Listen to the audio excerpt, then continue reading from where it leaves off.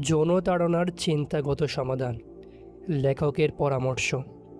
সাধারণত মানুষ নিজে কোনো ওষুধ ব্যবহার করে ভালো ফল পেলে অন্যদেরও তা সম্পর্কে অবগত করে। পুঙ্খানুপুঙ্খ বিবরণ দিতে থাকে যে এই ওষুধটা অনেক ভালো, আমি ব্যবহার করে সুস্থ হয়েছি, আপনিও করে দেখতে পারেন, উপকার পাবেন ইত্যাদি।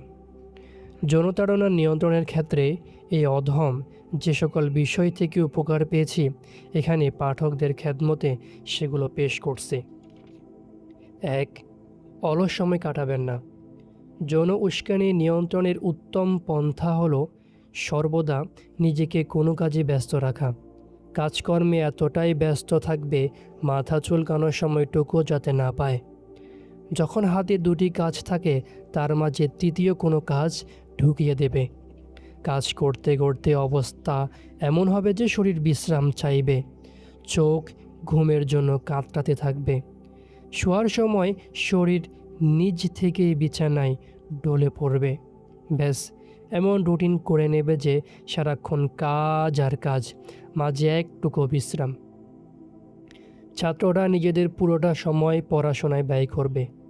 দিনী মাদ্রাসায় শিক্ষার্থীরা আসর থেকে মাগরিব পর্যন্ত সময়টুকুকে খেলাধুলা করাকে পড়াশোনার মতোই গুরুত্ব দেবে। অবসর সময়ে ব্যক্তিগত অধ্যয়নে ব্যস্ত থাকবে। কিতাবকে বন্ধু বানিয়ে নেবে। মাদ্রাসাকে নিজের বাড়ি মনে করবে আর কিতাবের পাতাকে মনে করবে কাফন। পড়াশোনার ফাঁকে কিছু সময় বেঁচে গেলে কুরআন মাজিদ মুখস্থ করবে বা তা পুনঃ পুনঃ পাঠ করার মধ্যে ব্যস্ত থাকবে।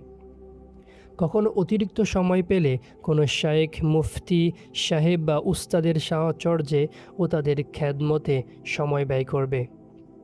কোনো প্রয়োজন ছাড়া অল্প বয়সী ছাত্রদের পাশে বসা বা তাদের সাথে সময় কাটানোকে বিষের মতো ক্ষতিকর মনে করবে। কথায় আছে, এক নবীন অন্য নবীনকে নির্দেশনা দেয়। এক অন্ধ অপর অন্ধকে পথ দেখানোর ন্যায়। উভয়ে যে কোনো মুহূর্তে গর্তে পতিত হবে। কলেজ ভার্সিটির ছাত্ররা অবসর সময়ে কোরআন মাজিদের অনুবাদ পড়াকে শখের ব্যস্ততা বানিয়ে নেবে। নিকটবর্তী কোনো মসজিদ, মাদ্রাসার ইমাম সাহেব বা আলেমের কাছে নাহু, সরফ, আরবি ব্যাকরণের প্রাথমিক পাঠগুলো পড়া শুরু করে দেবে। অতিরিক্ত সময় থাকলে পার্ট টাইম তালিবে ইলম হিসেবে হাদিসের কিতাবাদিও পড়া শুরু করবে।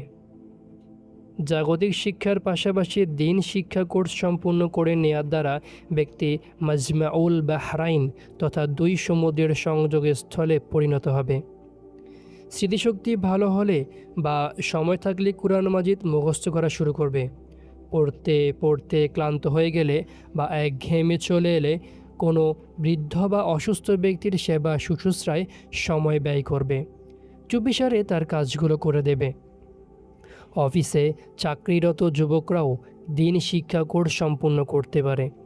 ঘরের কাজে সময় দেওয়ার সুযোগ হলে একে নবী করিম সাল্লাল্লাহু আলাইহি ওয়াসাল্লামের সুন্নত মনে করবে। বৃদ্ধ পিতামাতার সেবা করাকে নিজের সৌভাগ্য মনে করবে। ইহকালীন ও পরকালীন সফলতার জন্য তাদের নেক দোয়া অর্জনে সচেষ্ট থাকবে। যুবকদের অবকাশ থাকলে কোনো কামেল শাইখের সাহচর্যে সময় কাটাবে অথবা তাবলীগ জামাতের কাজকর্মে অংশ নেবে। অলস অবসর থাকাকে নিজের জন্য হারাম করে নেবে। জৈনক দূরদৃষ্টি সম্পন্ন ব্যক্তি বলেন, অলস মস্তিষ্ক শয়তানের কারখানা। কারখানায় যেমন যন্ত্রপাতি প্রস্তুত করা হয় তদ্রূপ অলস মস্তিষ্কে শয়তানি কুমন্ত্রণা বিকশিত হয়। অবসর সময়ে আল্লাহওয়ালাদের জীবনাদর্শ পাঠ করার দ্বারা মৃত অন্তর নতুন জীবন লাভ করে। তাদের বাণী পথ্য বা তাদের সুদৃষ্টি আরোগ্যের কারণ। 2. একা সময় কাটাবে না। উত্তেজনা নিয়ন্ত্রণে রাখার দ্বিতীয় সোনালী নীতি হচ্ছে একাকী থাকা বর্জন করা। শতজনের মাঝে থেকেও নির্জন এই নীতি অনুসরণ করবে। যুবকরা একা হলেই শয়তান তাকে কাল্পনিক প্রেমিকের কাছে পৌঁছে দেয়। এমন স্থানে বসে পড়াশোনা করবে যাতে অন্যদের দৃষ্টিতে থাকে। আবদ্ধ কক্ষে একাকী থাকার দ্বারা শয়তান কুটকুট করার সুযোগ পেয়ে যায়। কোনো না কোনো রূপসী রমণীর চেহারা সামনে তুলে ধরে। কবি বলেন, তুমি যেন আমার পাশেই থাকো যখন অন্য কেউ কাছে থাকে না কো। যদি কখনো নির্জনে উত্তেজনার ঢেউ জেগে ওঠে তৎক্ষণাৎ ঘরের বাইরে বেরিয়ে যাও। জনৈক অভিজ্ঞ যৌন বিশেষজ্ঞের মন্তব্য হলো, যৌন উত্তেজনা জেগে ওঠে তখন মানুষের অর্ধেক জ্ঞান বুদ্ধির উপর আবরণ পড়ে যায়। এমতো অবস্থায় যদি একাকী থাকে তাহলে পুরো জ্ঞান বুদ্ধি লোপ পাওয়ার আশঙ্কা রয়েছে। নির্জনতা ও নির্লজ্জতা পরস্পর অঙ্গাঅঙ্গিভাবে জড়িত। কয়েক বছরে শিশুও যদি সামনে থাকে, মানুষ অস্থিরতা থেকে বেঁচে থাকে। যখন দেখে কেউ তাকে দেখছে না, তখন শয়তানি কুকর্মে লিপ্ত হয়ে যায়। নির্জনতা যুবকদের জন্য ক্ষতিকর হলেও বৃদ্ধদের জন্য উপকারী, কেননা যুবকরা বৃদ্ধদের মতো নিজ কাম বাসনার উপর নিয়ন্ত্রণ রাখতে সক্ষম নয়।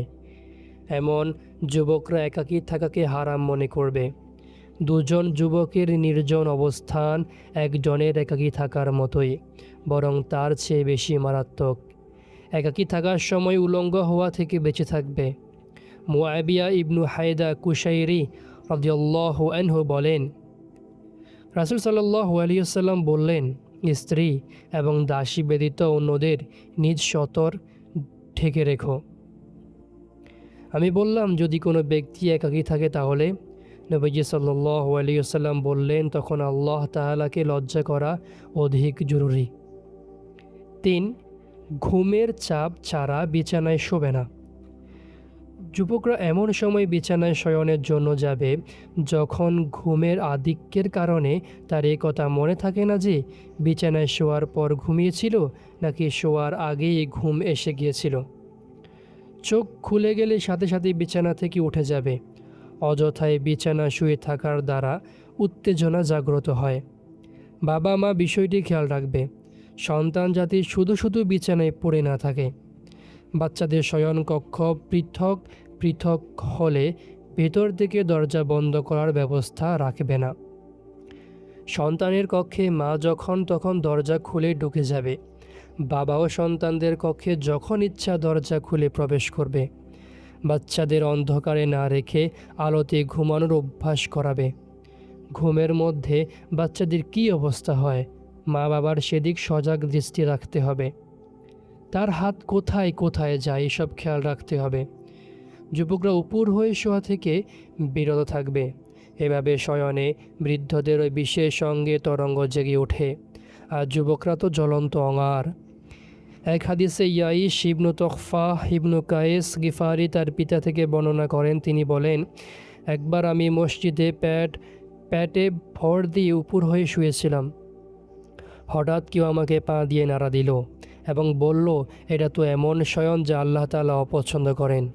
তিনি বলেন, পরে আমি তাকিয়ে দেখি তিনি রাসূলুল্লাহ সাল্লাল্লাহু আলাইহি ওয়াসাল্লাম।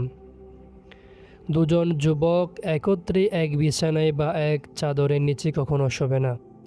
ছাত্রাবাসগুলোতে পরিচালকরা এক কক্ষে 3 জনের কম ছাত্র কিছুতেই থাকতে দেবে না। 4. টয়লেটে সময় কম দেবে। টয়লেট প্রয়োজন পূরণের স্থান, তাই প্রয়োজন শেষ হলে দ্রুত বের হয়ে যাওয়া উচিত। কেউ কেউ বাথরুমকে বেডরুম বানিয়ে নেয়। উলঙ্গ অবস্থায় সহজেই উত্তেজনা জেগে ওঠে। টয়লেটে গিয়ে অপ্রয়োজনীয় লজ্জার স্থান স্পর্শ করবে না, অন্যথায় হস্তমৈথুনের অভ্যাস হয়ে যাবে। গুপ্তাঙ্গের লোম পরিষ্কারের সময়ও যথাসম্ভব কম সময় ব্যয় করবে। পিতামাতার উচিত সন্তান বাথরুমে কতক্ষণ অবস্থান করছে সেদিকে লক্ষ্য রাখা। যে যুবক বিছানা ও ওয়াশরুমে গুনাহ করা থেকে বেঁচে গেল, তার জন্য পবিত্র জীবনযাপন করা অত্যন্ত সহজ হয়ে যায়। বাথরুমে প্রবেশের বের হওয়ার মাস্তুন দোয়াগুলো অর্থের দিকে খেয়াল রেখে পড়ার দ্বারা অনেক উপকার হয়। যুবক যুবতীরা বাথরুমে দীর্ঘ সময় অবস্থান করলে মায়ের উচিত হবে প্রথমে তাদের বোঝানো। এতে বুঝছে না হলে ধমক দেবে, শাসন করবে। যখন দেখবে অনেকক্ষণ থেকে বাথরুমে অবস্থান করছে, সাথে সাথে দরজায় শব্দ করবে। মা এতটা কঠোরতা করবে যাতে বাচ্চারা টয়লেটে সামান্য কয়েক মিনিট দেরি করতেও ভয় পায়।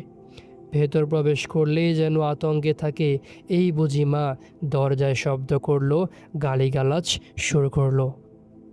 5. অশ্লীল হাসি তামাশা থেকে বেঁচে থাকবে। যৌবনকালে হাসি কৌতুকের প্রবণতা বেশি থাকে। যুবক যুবতীরা নানা ধরনের চুটকি শুনতে ও শোনাতে পছন্দ করে, অথচ অতিরিক্ত হাসি তামাশার দ্বারা অন্তর মারা যায়।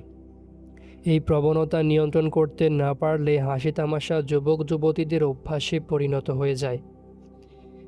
এভাবে চলতে চলতে যাদের সামনে কিছু বলতে করতে সংকোচ বোধ করত, একসময় তাদের সাথেও অশ্লীল হাসি তামাশায় অভ্যস্ত হয়ে যায়। এটা অত্যন্ত মারাত্মক বিষয়। আল্লাহ তাআলা ইরশাদ করেন, ইন্নাল্লাযীনা ইউহিব্বুনা আন তাশিআল ফাহিশাতু ফিল্লাযীনা আমানু লাহুম আযাবুন আলীমুন ফিদ দুনিয়া ওয়াল আখিরাহ ওয়াল্লাহু ইয়া'লামু ওয়া আনতুম লা তা'লামুন।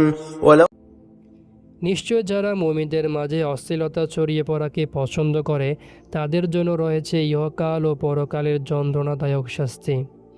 আল্লাহ তাআলা ঠিকই জানেন, কিন্তু তোমরা জানো না। সূরা নূর আয়াত 19। কিছু যুবক আছে, পরস্পর দেখা হলে বলে, আজকে গোসল করেছো মনে হচ্ছে। ব্যাস, এর দ্বারা অশ্লীল হাসি কৌতুকের দরজা খুলে গেল। কোনো কোনো যুবকরা পরস্পরকে আদর করে অশ্লীল গালাগালি দিয়ে বন্ধুত্ব প্রকাশ করে। এর চেয়ে জঘন্য কাজ আর কী হতে পারে? অনেক যুবক একে অন্যের গায়ে হাত দিয়ে, সুরসুরি দিয়ে পরস্পর খোঁচাখুচি করে মজা নেয়। এটি অশ্লীলতার দরজা খোলার চাবি। কিছু যুবক সাক্ষাতের সময় পরস্পরকে শক্ত করে চেপে ধরে, জাকাজাকি করে। এতে পরস্পরের যৌনাঙ্গ স্পর্শ লাগে, তা উত্থিত হয়ে যায়। এভাবে ব্যভিচারের পথ সহজ হয়ে যায়।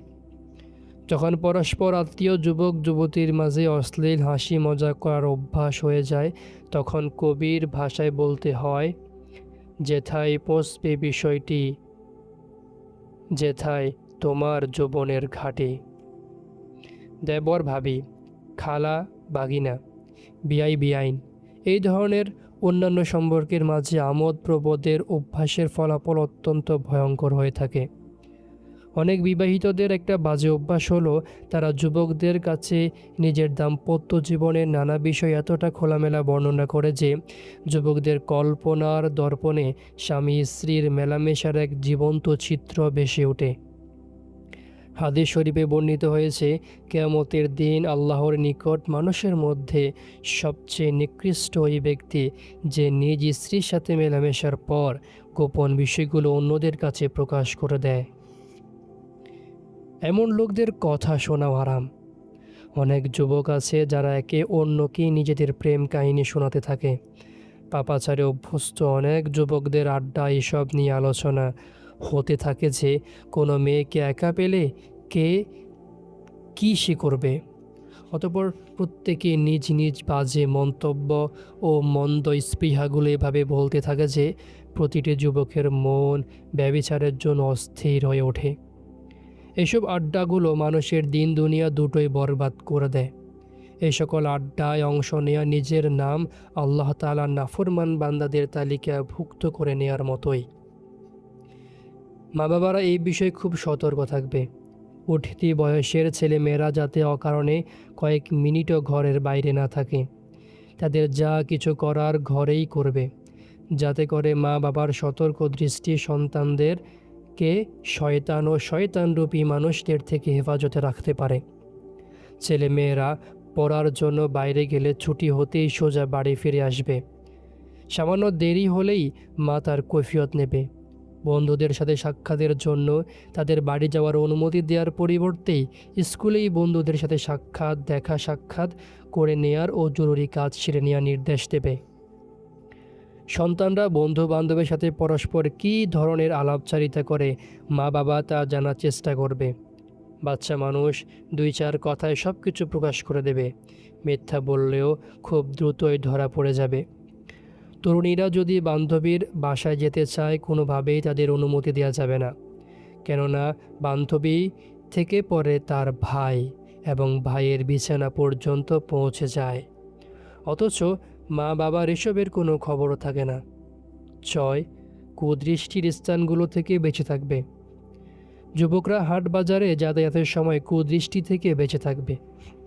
ব্যবসায়ীদের নারীদের সাথে কোনো লেনদেন করার প্রয়োজন হলে সতর্কতার সাথে করবে। পাশ দিয়ে অতিক্রম করা গাড়ি, বাস ইত্যাদির দিকে দৃষ্টি দেবে না। সাধারণত গাড়ি, বাসের জানালার পাশে বেপরদা নারীরা বসে থাকতে দেখা যায়। পত্রপত্রিকায় ছাপানো নারীদের ছবি দেখার দ্বারাও উত্তেজনা জেগে ওঠে। দাড়িবিহীন অল্প বয়সী ছেলেদের দিকে দৃষ্টি দেবে না। যুবকরা হলো পেট্রোলের মতো, আর কুদৃষ্টি তাতে অগ্নিসংযোগকারী। 7. কবরস্থানে যাতায়াত করবে।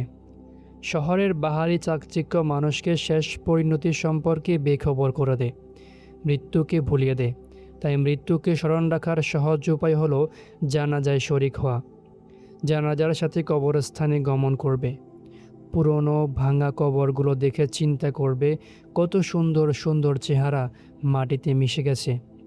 দুনিয়ার চাকচিক্যময় কোলাহলে বসবাসকারী ব্যক্তিরা কবরস্থানে গমন করলে কবরস্থানের জরাজীর্ণ নির্জন পরিবেশে তাদের বোধোদয় হবে। কামোত্তেজনার প্রজ্বলিত আগুন নিভে যায়, মানসিক অস্থিরতা দূর হয়ে যায়। মৃতদেহ কবরে রাখার দৃশ্য কতই না শিক্ষণীয়। যে ব্যক্তি স্বীয় কাপড়ে সামান্য ধুলাবালি লাগতে দিত না, তাকে আজ মাটির বিশাল স্তূপের নিচে দাফন করা হচ্ছে। যে আড্ডা অনুষ্ঠানের সৌন্দর্য ছিল, সে আজ কবরের সৌন্দর্য হয়ে যাচ্ছে। যে আচার অনুষ্ঠান ও ফাংশনগুলোর মধ্যমণি হয়ে জীবন কাটিয়েছে, সে আজ অন্যদের জন্য শিক্ষার উপকরণে পরিণত হয়েছে। যে নারীদের আসরে জীবন কাটিয়েছে, আজ একাকী কবরে পড়ে আছে। আমাদের পূর্বসূরি অনেক বুজুর্গরা ঘরে কবর খুঁড়ে রাখতেন। দৈনিক তাদের শয়ন করে স্বীয় নফসকে বোঝাতেন, মনে রেখো, তোমাকে একদিন নিঃস্ব অবস্থায় এরূপ কবরে দাফন করা হবে। সুতরাং আল্লাহ তাআলার অবাধ্য হওয়া থেকে বেঁচে থাকো। এক ব্যক্তি হার্ট অ্যাটাক করে মারা গেল। ঘরের অন্যান্য লোকেরা সব এক সপ্তাহের জন্য কোনো বিয়ের অনুষ্ঠানে চলে গিয়েছিল। এই ব্যক্তি ঘরে একা ছিল। এক সপ্তাহ পর্যন্ত তার লাশ মেঝেতে পড়ে রইল। ঘরবাসীরা যখন ঘরে ফিরে আসে, ততদিনে পুরো ঘর দুর্গন্ধে ছেয়ে যায়। কেউ ঘরে প্রবেশ করতে চাচ্ছিল না। একজন নাকে কাপড় বেঁধে ভিতরে ঢুকে দেখে মৃতদেহ কীড়া পোকায় ভরে গেছে। উভয় চোখ বের হয়ে কপালে চলে এসেছে। ঠোঁট দুটি শরীর থেকে পৃথক হয়ে গেছে। মৃত বকরির ন্যায় দাঁত দেখা যাচ্ছে। পেটে গর্ত হয়ে গেছে, তা কীড়ায় ভরে গেছে। নাক থেকে পুঁজ বের হয়ে দুই কানে গড়িয়ে পড়েছে। এই দৃশ্য তার মস্তিষ্কে এভাবে গেঁথে যায় আর এতটা প্রভাব ফেলে যে 1 মাস পর্যন্ত না ঘুমাতে পারে, না শান্তিতে খাবার খেতে পারে, আর না মানুষের আড্ডায় তার মন বসে। সে বলতে লাগলো, দুনিয়ার বাস্তবতা স্বচক্ষে প্রত্যক্ষ করেছি। যদি কখনো প্রবল উত্তেজনা যুবকদের গুনাহ করতে বাধ্য করে, তখন কবরের দৃশ্য কল্পনা করবে। গুনাহ করার ইচ্ছা চলে যাবে। নবী করিম সাল্লাল্লাহু আলাইহি ওয়াসাল্লাম ইরশাদ করেন, তোমরা 7 বিনষ্টকারী মৃত্যুকে বেশি বেশি স্মরণ করো। আল্লাহ তাআলা আমাদের সর্দার ও মুনিব হযরত মুহাম্মদ সাল্লাল্লাহু আলাইহি ওয়াসাল্লামকে আমাদের পক্ষ থেকে সর্বোত্তম ও কল্যাণময় প্রতিদান দান করুন। তিনি আমাদেরকে বাস্তবতার পথ দেখিয়ে গেছেন। দুনিয়ার অস্থায়ী আরাম আয়েশ উপেক্ষা করে পরকালীন চিরস্থায়ী স্বাচ্ছন্দ্য লাভের পথ প্রদর্শন করেছেন। 8. জ্বলন্ত আগুন থেকে শিক্ষা গ্রহণ। যুবকদের জ্বলন্ত আগুনের স্ফুলিঙ্গ থেকে শিক্ষা নেওয়া উচিত। মাঝে মাঝে গোশতের টুকরা আগুনে ফেলে দিয়ে দেখবে কিভাবে আগুন তা পুড়ে ছাই করে দেয়। আমাদের পূর্বসূরি বুজুর্গরা কামারের হাপরে প্রজ্বলিত আগুন দেখে অজ্ঞান হয়ে যেতেন। রাবেয়া বসরি রহেমাহুল্লাহকে কেউ মোরগ খেতে দিলে তিনি কাঁদতে লাগলেন। জিজ্ঞাসা করা হলো, আপনি কাঁদছেন কেন? তিনি বললেন, এই মোরগ আমার চেয়ে উত্তম, তাকে আগুনে ভাজার আগেই জবাই করে প্রাণনাশ করা হয়েছে। এরপর আগুনে ভাজা হয়েছে। কিয়ামতের দিন যদি রাবেয়ার ক্ষমা লাভ না হয় তাহলে তাকে তো জীবন্তই জাহান্নামের আগুনে ভাজা হবে। আল্লাহ তাআলা ইরশাদ করেন, أفمن يلقى في النار خير أم من يأتي آمنا يوم القيامة اعملوا ما شئتم إنه بما تعملون بصير যাকে আগুনে নিক্ষেপ করা হবে সে উত্তম নাকি ওই ব্যক্তি উত্তম যে কিয়ামতের দিন নিরাপদে উপস্থিত হবে? তোমাদের যেরূপ খুশি আমল করতে থাকো, নিশ্চয়ই তিনি তোমাদের কার্যক্রম প্রত্যক্ষকারী। সূরা হামিম সিজদা। আগুন দেখে এই আয়াতের মর্মার্থ নিয়ে চিন্তা করবে, তাহলে তাড়না নিয়ন্ত্রণ করা সহজ হয়ে যাবে। তারপরও যদি উত্তেজনার ঢেউ শান্ত না হয় তাহলে স্বীয় আঙুল আগুনের কাছে নিয়ে দেখুন। আল্লাহ তাআলা ইরশাদ করেন, أفرأيتم النار التي تورون أأنتم أنشأتم شجرتها أم نحن المنشئون نحن جعلناها تذكرة ومتاعا للمقوين আচ্ছা বলো তো, যে আগুন তোমরা প্রজ্বলিত করো সেই অগ্নিবৃক্ষ কি তোমরা সৃষ্টি করেছ নাকি আমি তার সৃষ্টিকারী? আমি তাকে জাহান্নামের আগুনে নিদর্শন ও পথিকদের জন্য কল্যাণকর করেছি। সূরা ওয়াকিয়া। অন্যত্র ইরশাদ হয়েছে, فإن لم تفعلوا ولن تفعلوا فاتقوا النار التي وقودها الناس والحجارة সুতরাং তোমরা এই আগুনকে ভয় করো যার ইন্ধন হবে মানুষ ও পাথর। সূরা বাকারা। আরও ইরশাদ হয়েছে, النار يعرضون عليها غدوا وعشيا সকাল সন্ধ্যা তাদেরকে আগুনে পেশ করা হয়। সূরা মুমিন। অপর আয়াতে বর্ণিত হয়েছে, إن لدينا أنكالا وجحيما وطعاما ذا غصة وعذابا أليما নিশ্চয়ই আমাদের কাছে রয়েছে শিকল ও আগুন এবং এমন খাবার যা গলায় আটকে যায় এবং যন্ত্রণাদায়ক শাস্তি। সূরা মুজাম্মিল। আরও ইরশাদ হয়েছে, نار الله الموقدة التي تطلع على الأفئدة আল্লাহ তাআলা প্রজ্বলিত আগুন যা অন্তর পর্যন্ত পৌঁছবে। সূরা হুমাজা। অন্যত্র ইরশাদ হয়েছে, سمعوا لها تغيظا وزفيرا তারা তার চিৎকার ও গর্জন শুনবে। সূরা ফুরকান। 9. হাসরের দিনে লাঞ্ছনা। যৌন উত্তেজনার প্রাবল্য দমাতে হাসরের দিনের ভয়াবহ চিত্র সামনে রাখতে হবে। সেদিনের লাঞ্ছনা হবে কঠিন ও ভয়াবহ। যে ব্যক্তি দুজন মানুষের সামনে অপমানিত হওয়াকে সইতে পারে না, সে সমগ্র সৃষ্টির সামনে অপদস্থ হওয়াকে কিভাবে সহ্য করবে? আল্লাহ তাআলা ইরশাদ করেন, يوم تبلى السرائر সেদিন গোপন ভেদসমূহ প্রকাশ করা হবে। সূরা তারিক। যেদিন আল্লাহ তাআলা গোপন রহস্যগুলো প্রকাশ করে দিবেন সেদিন আমাদের লাঞ্ছনা ও অপদস্থতার কোনো কমতি হবে না।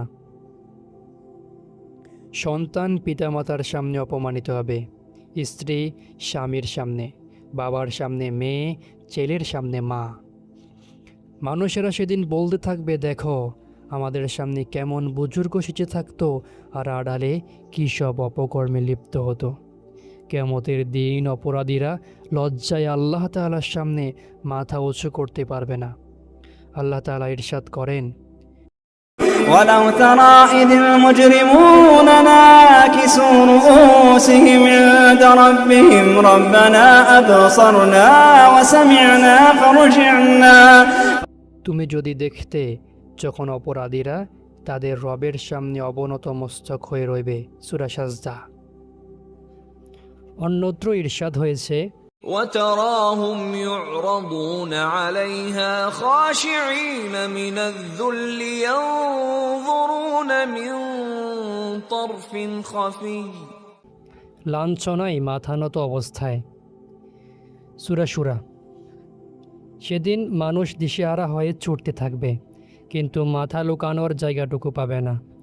আল্লাহ তাআলা বলেন, يقول الإنسان يومئذ أين المفر সেদিন মানুষ বলবে পালাবার পথ কোথায়। সূরা কিয়ামা। হাদিস শরীফে বর্ণিত হয়েছে, যে ব্যক্তি দুনিয়াতে স্বীয় হাত দ্বারা কাম ও উত্তেজনা চরিতার্থ করেছে, কিয়ামতের দিন তার সেই হাত গর্ভবতী মহিলার পেটের মতো ফুলে থাকবে। যুবকরা কিয়ামতের দিনের বিভীষিকাময় অবস্থা বারবার স্মরণ করবে, যাতে করে আল্লাহ তাআলার ভয় অন্তরে গেঁথে গিয়ে গুনাহ থেকে বেঁচে থাকা সম্ভব হয়। 10. সর্ব অবস্থায় আল্লাহ তাআলা সাথে আছেন। যুবকদের উচিত সর্ব অবস্থায় আল্লাহ তাআলা সাথে আছেন এই চিন্তা জাগ্রত রাখা। আল্লাহ তাআলা ইরশাদ করেন, وهو معكم أينما كنتم যেখানেই থাকো আল্লাহ তোমাদের সাথেই আছেন। সূরা হাদীদ। আরও ইরশাদ হচ্ছে, ونحن أقرب إليه من حبل الوريد সে আমি তার প্রাণ শিরার চেয়ে অধিক নিকটে রয়েছি। সূরা কাফ। আমরা যা কিছুই করি আল্লাহ তাআলা সব কিছু দেখেন, যে কথাই বলি আল্লাহ তাআলা সব শোনেন। আল্লাহ তাআলা ইরশাদ করেন, إنني معكما أسمع وأرى আমি শুনি এবং দেখি। সূরা তোহা। আমাদের পরিচিত কেউ যদি নির্জনে আমাদেরকে কোনো অপকর্ম করতে দেখে ফেলে, তাহলে আমরা কতটা লজ্জিত হই। কোনো মেয়ের ভাই অথবা বাবা দেখে ফেললে আমরা ওই মেয়ের দিকে চোখ তুলে দেখতে ইতস্তত বোধ করি।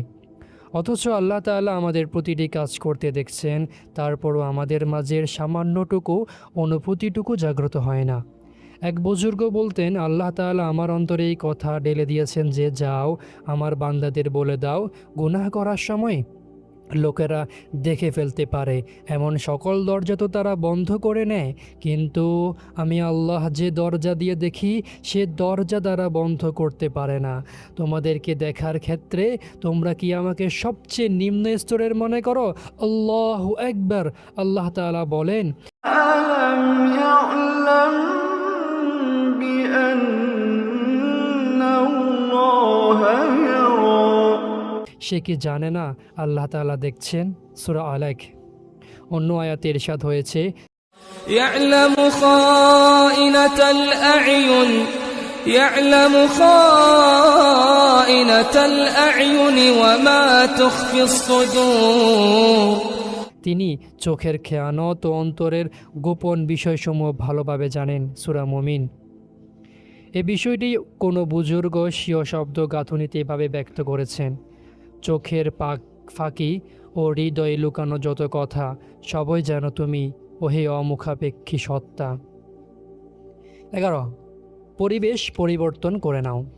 যেখানে উত্তেজনা জাগ্রতকারী দ্রব্যাদি এবং ব্যভিচারের দিকে ধাবিতকারী আসবাবপত্র বিদ্যমান থাকে, সে স্থান ত্যাগ করা এবং তার পারিপার্শ্বিকতা পরিবর্তন করে নেওয়া অত্যন্ত জরুরি।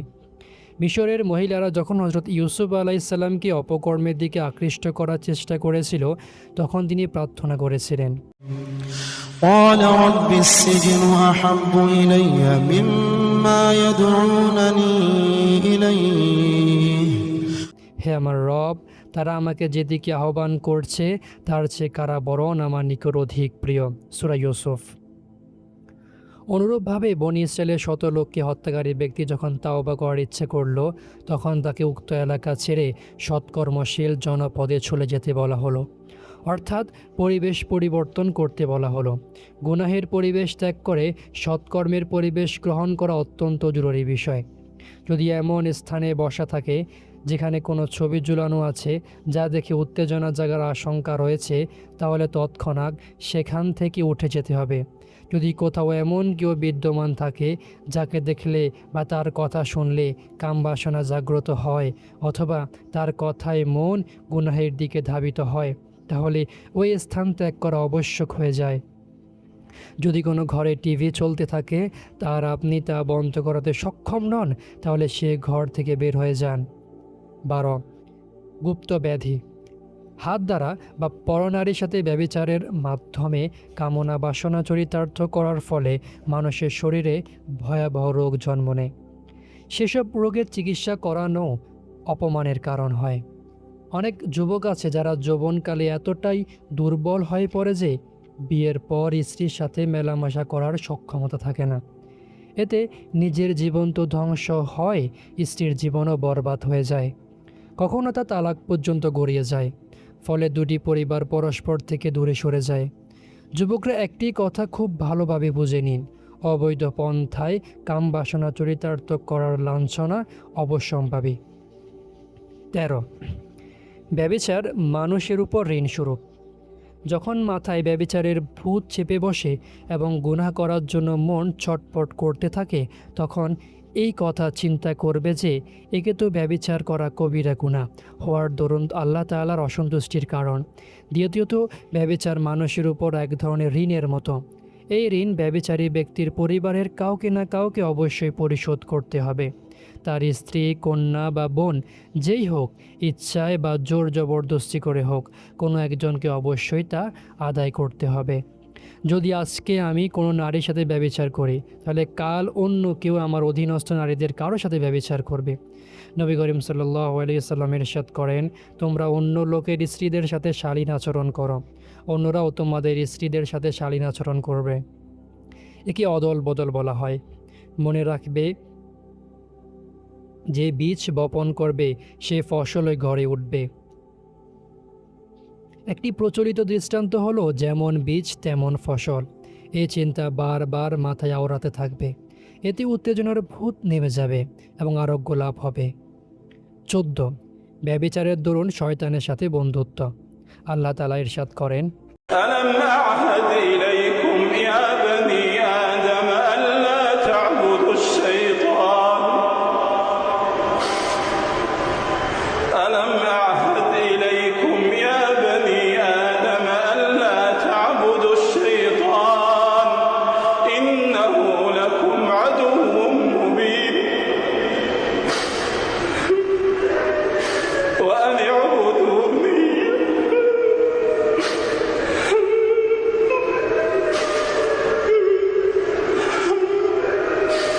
وأن اعبدوني هذا صراط مستقيم ولقد أضل منكم جبلا كثيرا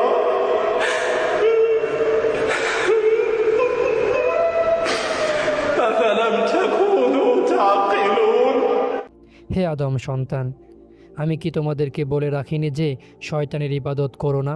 সে তোমাদের প্রকাশ্য শত্রু, এবং আমার ইবাদত করো, এটি সঠিক পথ। শয়তান তো তোমাদের অনেক দলকে পথভ্রষ্ট করে দিয়েছে, তবুও কি তোমরা বুঝোনি? সূরা ইয়াসিন। ব্যভিচারের দ্বারা মানুষ শয়তানের সাক্ষী হয়ে যায়, যেমনইভাবে গুনাহ বর্জনের দ্বারা মানুষ আল্লাহ তাআলার ওলি হয়ে যায়। যুবকরা এই কথা চিন্তা করবে যে কাল কিয়ামতের দিন যদি আমি ইবাদুর রহমান অর্থাৎ দয়াময় প্রভুর বান্দাদের অন্তর্ভুক্ত হতে চাই, তাহলে অবশ্যই আমাকে ব্যভিচার থেকে বেঁচে থাকতে হবে। এমন যেন না হয় যে সেদিন আল্লাহ তাআলার দরবার থেকে আমাকে ধিক্কার দিয়ে তাড়িয়ে দেওয়া হলো। আল্লাহ তাআলা ইরশাদ করেন, أفتتخذونه وذريته أولياء من دوني وهم لكم عدو بئس للظالمين بدلا তবে কি তোমরা আমার পরিবর্তে তাকে এবং তার বংশধরকে বন্ধুরূপে গ্রহণ করেছ, অথচ তারা তোমাদের শত্রু। জালেমদের এই বদল কতই না নিকৃষ্ট। সূরা কাহাফ। যদি কাল কিয়ামতের দিন ব্যভিচারীকে এই কথা বলে দেওয়া হয় যে তুমি তো আমাকে ছেড়ে শয়তানের আনুগত্য করেছিলে, সুতরাং আজকে তার সাথে জাহান্নামে প্রবেশ করো, তাহলে কি করার থাকবে? বেশি বেশি আয়াতের মর্মার্থ ভাবলে থাকলে এবং তা তেলাওয়াত করতে থাকলে উত্তেজনার ঢেউ থেমে যাবে। 15 নিজের কোটা ফুরিয়ে যায়। আল্লাহ তাআলা মানুষের রিজিক সুনির্ধারিত করে দিয়েছেন। আল্লাহ তাআলা ইরশাদ করেন, وَإِن مِّن شَيْءٍ إِلَّا عِندَنَا خَزَائِنُهُ وَمَا نُنَزِّلُهُ إِلَّا بِقَدَرٍ مَّعْلُومٍ। আর প্রতিটি জিনিসের ভাণ্ডার আমার কাছেই এবং একটি নির্ধারিত পরিমাণ অনুপাতেই আমি তা অবতীর্ণ করি। বোঝা গেল প্রতিটি জিনিসের পরিমাণ নির্ধারিত। একজন মানুষ দুনিয়ায় কতদিন বেঁচে থাকবে, কী পরিমাণে শ্বাস প্রশ্বাস গ্রহণ করবে এবং কতবার যৌনক্ষুধা নিবারণে পরিতৃপ্ত হবে, সব কিছুর একটি নির্দিষ্ট কোটা পূর্ব থেকে নির্ধারিত আছে। উদাহরণস্বরূপ কোনো ব্যক্তির আয়ুষ্কাল 65 বছর। 15 বছর বয়সে বালেক হলে অবশিষ্ট 50 বছর সে 6000 বার জৈবিক চাহিদা লাভ করতে পারবে। যদি এই ব্যক্তি পবিত্র ও শালীন জীবনযাপন করে তাহলে নিজ স্ত্রীর সাথে মেলামেশার মাধ্যমে বৈধ পন্থায় পূর্ণরূপে তার এই স্বাদ লাভ হবে। কিন্তু যদি উত্তেজনার বশবর্তী হয়ে হস্তমৈথুন বা ব্যভিচার করার মাধ্যমে সে তার চাহিদা পূরণ করে নেয় তাহলে তার নির্ধারিত কোটা থেকে এইটুকু পরিমাণ কমে গেল। এ কারণে বিয়ে করার পূর্বেই যে যুবক হস্তমৈথুনে বা যুবতী অভ্যস্ত হয়ে যায় তাদের দাম্পত্য জীবনের স্বাদ অপূর্ণ রয়ে যায় বা কোনো স্বাদ পায় না বললেই চলে। কখনো এমন হয় স্ত্রী যদি বিয়ের আগেই তার কোটা শেষ করে ফেলে তাহলে স্বামী দ্বিতীয় কাউকে বিয়ে করে সেও কোটা পূরণ করে। যদি দ্বিতীয় বিয়ে করার সুযোগ না পায় তাহলে গোপনে জিনা ব্যভিচারের পথ বেছে নেয়। অনুরূপভাবে বিয়ের আগে যদি স্বামীর কোটা ফুরিয়ে যায় তাহলে তার স্ত্রী পরকীয়া ও গোপনে অবৈধ সম্পর্কের মাধ্যমে নিজের চাহিদা পূরণ করবে। এভাবে অবৈধ পন্থায় জৈবিক চাহিদা পূরণের মাধ্যমে মানুষ মূলত নিজেরই ক্ষতি করে। সামান্য ধৈর্য ধারণ করলেই হারাম থেকে বেঁচে বৈধ পন্থায় সব কিছু পাওয়া সম্ভব। স্বামী স্ত্রীর মাঝে প্রেম ভালোবাসার সম্পর্ক গড়ে উঠবে। দাম্পত্য জীবন সুখের হবে। একে অন্যের জন্য জীবন দিতে প্রস্তুত থাকবে। লোকেরা তাদেরকে আদর্শ ও সফল দাম্পত্যের দৃষ্টান্ত স্বরূপ পেশ করবে। এরূপ স্বামীকে আদর্শ স্বামী, স্ত্রীকে আদর্শ স্ত্রী বলা হবে। ভাগ্যের নির্ধারণ যথাসময়ে আসে। তাড়াহুড়া করার দ্বারা হারামে জড়িয়ে যেতে হয়। পক্ষান্তরে ধৈর্য ধারণ করলে তা হালাল হয়ে ধরা দেয়। যুবকরা যদি এই বিষয়টি নিয়ে এভাবে ভাবে তাহলে উত্তেজনা দমানো, লজ্জাস্থান নিয়ন্ত্রণ করা সহজ হয়ে যাবে। যৌন সমস্যায় ডাক্তারি চিকিৎসা। যদি কোনো যুবক নিজের বদ অভ্যাসের কারণে জৈবিক চাহিদার দিক থেকে দুর্বল হয়ে যায়, তার অনুভূতি এতটাই নাজুক হয়ে যায়, সামান্য কথাতেই তার উত্তেজনা চরম আকার ধারণ করে, বিশেষজ্ঞ সবসময় উত্থিত থাকে, মাথায় সর্বদা শয়তানি কুমন্ত্রণা ঘুরপাক খায়, অধিক হারে স্বপ্নদোষ হতে থাকে, তাহলে এসব রোগ থেকে আরোগ্য লাভের জন্য দ্রুত কোনো অভিজ্ঞ দিনদার যৌন বিশেষজ্ঞের শরণাপন্ন হবে। এক্ষেত্রে অবহেলা করলে মানুষের বড় ধরনের ক্ষতি হয়ে যাওয়ার আশঙ্কা থাকে। তদ্রূপ যুবতীরাও যদি কোনো যৌন রোগে আক্রান্ত থাকে তাহলে তারাও এর ভালো চিকিৎসা গ্রহণ করবে। হাদিস শরীফে বর্ণিত রয়েছে যত রোগ দেওয়া হয়েছে সেগুলোর ওষুধও দেওয়া হয়েছে। নারীদের জিহাদ। পবিত্র কুরআন মাজিদে ব্যভিচারের আলোচনা করতে গিয়ে ব্যভিচারিণী নারী ও ব্যভিচারী পুরুষ, এখানে নারীর নাম আগে এবং পুরুষের নাম পরে নেওয়া হয়েছে। মুফাসসিরিনে কেরাম এর একটি সূক্ষ্ম তথ্য এটিও লিখেছেন যে ব্যভিচারের সূচনা নারী থেকেই হয়। যেমন নারী পর্দার ব্যাপারে অসতর্ক থাকার কারণে কোনো পুরুষের দৃষ্টি পড়ে গেল, এভাবে বিষয়টি আগে বাড়তে থাকলো। নারী পর পুরুষের সাথে কথা বলার সময় নম্রভাবে আকর্ষণীয় ভঙ্গিতে কথা বলল, ফলে পুরুষ এক কথা দুই কথা করে কথা বাড়ানোর সুযোগ পেয়ে গেল। নারী অসময়ে নির্জন মুহূর্তে একাকী পরপুরুষের ঘরে ঢুকলো, যার দরুন পুরুষের ধর্ষণ করার সুযোগ হয়ে গেল। নারী পুরুষের মাঝে অপকর্মের উদ্দেশ্য বুঝতে পেরেও পরিবারের লোকদের কাছে জানালো না, এতে পুরুষটির তাকে ফাঁদে ফেলার সুযোগ পেয়ে গেল। নারী পুরুষের পক্ষ থেকে পাওয়া চিঠি পড়ে তার ফোন পেয়ে কোনো বার্তা পেয়ে কঠোরতা অবলম্বন করলো না, ফলে ব্যভিচারের পথ সুগম হয়ে গেল। অধিকন্তু নারীর সম্মতি ছাড়া পুরুষের ব্যভিচার করা সম্ভবই না। এজন্য কোরআন মাজিদে ব্যভিচারের ক্ষেত্রে নারীকে প্রথম আহ্বায়ক হিসেবে চিহ্নিত করা হয়েছে। নারীদের উচিত স্বীয় পবিত্রতা, শালীনতা অটুট রাখার চেষ্টায় কোনোরূপ শিথিলতা না করা। পুরুষের জিহাদের ময়দানে যুদ্ধরত থাকলে যেমন শরীয়ত তাকে মুজাহিদের মর্যাদায় ভূষিত করে, তদ্রূপ স্বীয় পবিত্রতা ও শালীনতা রক্ষাকারী নারী ঘরের চার দেয়ালের মাঝে থেকেও আল্লাহ তাআলা দফতরে মুজাহিদ হিসেবে অবহিত হয়। তাই তো বিভীষিকাময় কিয়ামতের দিন আল্লাহ তাআলা আরশের ছায়ায় আশ্রয় দেওয়া হবে। এভাবে নারী পুরুষের জিহাদের একটি তুলনামূলক বিশ্লেষণ পেশ করা হলো। 1. নবী করিম সাল্লাল্লাহু আলাইহি ওয়াসাল্লাম পুরুষদের থেকে বায়াতে রিদওয়ান তথা জিহাদের বায়াত গ্রহণ করেছেন। নারীদের থেকে পুত পবিত্র ও শালীন জীবনযাপনের বায়াত গ্রহণ করেছেন। 2. মুজাহিদদের জিহাদ করতে হয় ঘর থেকে বের হয়ে, নারীদের জিহাদ নিজেকে ঘরে আবদ্ধ রেখে। 3. মুজাহিদের জিহাদ কাফির শত্রু দলের বিরুদ্ধে, নারীর জিহাদ গায়রে মাহারাম আত্মীয়দের সাথে। 4. শত্রুরা মুজাহিদদের উপর গুলি বর্ষণ করে, পরপুরুষ নারীর দিকে কুদৃষ্টির তীর নিক্ষেপ করে। 5. শত্রুরা মুজাহিদদের রাজ্যের কর্তৃত্ব অর্জন করতে চায়, পরপুরুষ নারীর শরীরের স্বাধীনতা অর্জন করতে চায়। 6. শত্রুরা মুজাহিদদের রাষ্ট্রীয় সম্পদ দ্বারা উপকৃত হতে চায়, পরপুরুষ নারীর শরীর দ্বারা ফায়দা নিতে চায়। 7. মুজাহিদ শত্রুদেরকে রাষ্ট্রসীমা থেকে দূরে রাখে, নারী পরপুরুষকে নিজ থেকে দূরে রাখে। 8. মুজাহিদ শত্রুকে দেশের 1 ইঞ্চি ভিতরেও প্রবেশের অনুমতি দেয় না, নারী পরপুরুষকে নিজের শরীরে একটা আঙ্গুলও ছোঁয়াতে দেয় না। 9. মুজাহিদ শত্রুদের উপর ভরসা করে না, নারীরাও পরপুরুষের উপর ভরসা করে না। 10. মুজাহিদ নিজ ছাউনিতে থেকে শত্রুর মোকাবিলা করে, নারী ঘরের চার দেয়ালে থেকে নিজের হেফাজত করে। 11. মুজাহিদ বুঝতে পারে শত্রু দেখে ফেললে প্রাণনাশের ভয় আছে, নারীরাও বুঝতে পারে পরপুরুষ দেখে ফেললে সম্ভ্রম হানির ভয় আছে। 12. শত্রুরা মুজাহিদদের দেশে লুটতরাজ করে, পরপুরুষ নারীর ইজ্জত আবরু লুট করে। 13. মুজাহিদ শত্রুদের প্রতিহত করে গাজী উপাধি লাভ করে, নারী পরপুরুষকে দূরে রেখে সতীসাধী উপাধি লাভ করে। 14. মুজাহিদ শত্রু থেকে আত্মগোপন করে কার্যক্রম পরিচালনা করে, নারী নিজেকে পরপুরুষ থেকে লুকিয়ে রেখে নিজের কাজ করে। 15. মুজাহিদ শত্রুর আক্রমণ থেকে সুরক্ষার জন্য বর্ম পরিধান করে, নারী পরপুরুষের কুদৃষ্টির হামলা থেকে সুরক্ষিত থাকতে হিজাব পরিধান করে। 16. মুজাহিদ শত্রুর মোকাবিলায় দৃঢ়পদ থাকার দ্বারা জয়লাভ করে, নারী পরপুরুষের সাথে পর্দার উপর দৃঢ়পদ থাকার দ্বারা সফলতা লাভ করে। 17. মুজাহিদ শত্রুদের সাথে আলোচনাকে কৌশল হিসেবে নেয়, পরপুরুষ নারীদের সাথে আলাপচারিতাকে চাল হিসেবে প্রয়োগ করে। 18. শত্রুরা মুজাহিদ শিবিরে গুপ্তচর প্রেরণ করে, পরপুরুষ নারীর কাছে ফোন কল বা খুদে বার্তা প্রেরণ করে। 19. শত্রুরা মুজাহিদ শিবিরে গুপ্ত ঘাতক প্রেরণ করে জয় ছিনিয়ে নিতে চায়, পরপুরুষ নারীকে বিভিন্ন উপহার উপঢৌকন পাঠিয়ে তার মন কেড়ে নিতে চায়। 20. মুজাহিদ রাত দিন সীমান্ত পাহারা দিয়ে নেকি পায়, নারী রাত দিন পরপুরুষ থেকে সতর্ক থাকার দ্বারা নেকি অর্জন করে। 21.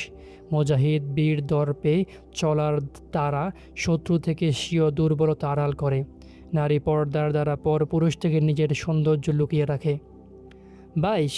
অভ্যন্তরীণ শত্রু মুজাহিদদের অস্ত্র রেখে দিতে উদ্বুদ্ধ করে, কুপ্রবৃত্তি নারীদের পরপুরুষের সাথে কোমল হতে উদ্বুদ্ধ করে। 23.